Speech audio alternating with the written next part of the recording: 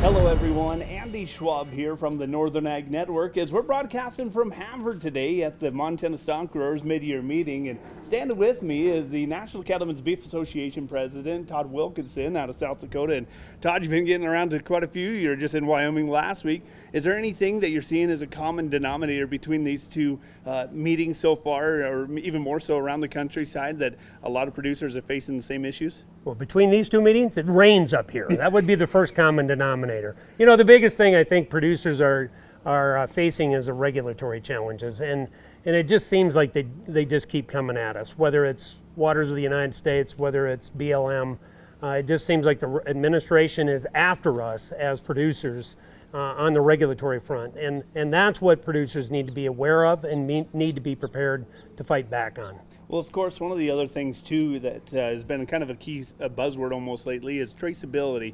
What are you hearing from some of the producers, and what is NCBA's focus on traceability? Well, you know, the good news is I just announced to this group today, I think we're going to get some funding, and that's really encouraging because, you know, the producer has to shoulder the burden of putting those tags in and having the equipment. So helping that producer be able to pay for some of that and defray that cost is really important. Certainly a lot going to be discussed here in Havre at the Montana Stockgrowers mid-year meeting, but join us here back shortly as we take a look at some of your ag markets. We asked Montana farmer Walt Sales about the challenges of mental health in agriculture. Another drought, there always is. There's always going to be another something. I grew up in a generation of you pulled yourself up by your bootstraps, but it's become evident is what do you do if you can't even find those bootstraps? If you need to talk to somebody, go to beyondtheweather.com for free counseling for Montana ag producers.